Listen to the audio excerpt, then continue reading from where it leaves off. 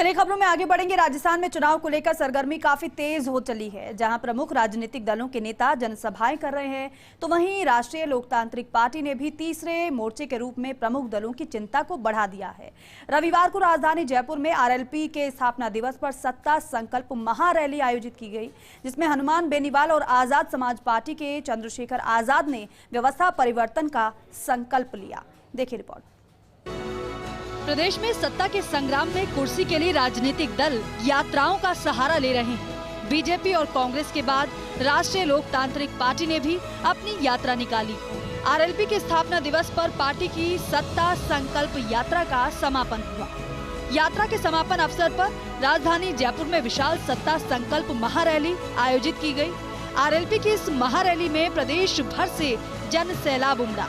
RLP supremo और नागौर सांसद हनुमान बेनीवाल और आजाद समाज पार्टी कांशीराम के अध्यक्ष चंद्रशेखर आजाद सहित तमाम नेताओं ने संबोधित किया। विशाल जनसभा में आरएलपी नेताओं ने हुंकार भरी और वोट फॉर न्यू राजस्थान के नारे के साथ व्यवस्था परिवर्तन का संकल्प लिया। आरएलपी सुप्रीमो हनुमान बेनीवाल ने वर्ष 2018 में स्थापित हुई राष्ट्रीय लोकतांत्रिक पार्टी की स्थापना का जिक्र करते हुए कहा कि स्वच्छ, सरल, समर्पित नारे के साथ इसका उदय हुआ है। अब आजाद समाज पार्टी के साथ आरएलपी का बाबा साहब भीमराव अंबेडकर और सर छोटूराम चौधरी के गरीब, दलित और किसान उत्थान के सपने को साकार करने के लिए गठबंधन हुआ है। आरएलपी और आजाद समाज पार्टी का ये गठबंधन प्रदेश के बेहतर भविष्य का निर्माण करेगा। बेनीवाल ने कहा कि आरएलपी के बैनर तले पिछले विधानसभा चुनाव में 3 विधायक विधानसभा पहुँचे। उन्होंने 2018 में हर वर्ग के लोगों को टिकट दिए। आरएलपी में 10 की सूची आई, सारे के सारे 7 है। अभी जो टिकट मांग रहे हैं एक जगह से 5-5 लोग, लेकिन सब प्रेम से कह रहे हैं जिसको टिकट मिलेगी उसके साथ है। इस बार राजस्थान का जवान किसान बदलाव चाहता है। वो अपने सपनों का राजस्थान चाहता है। वो चाहता है किसी बहन बेटी अबला की जो इज्जत है वो सुरक्षित रहे। हम वोट दें और 5 साल चैन से सोएं, हमारे बच्चों को रोजगार मिले और किसान कर्ज मुक्त हो और आम आदमी की सरकार में हिस्सेदारी हो। ये राजस्थान का जवान किसान चाहता है।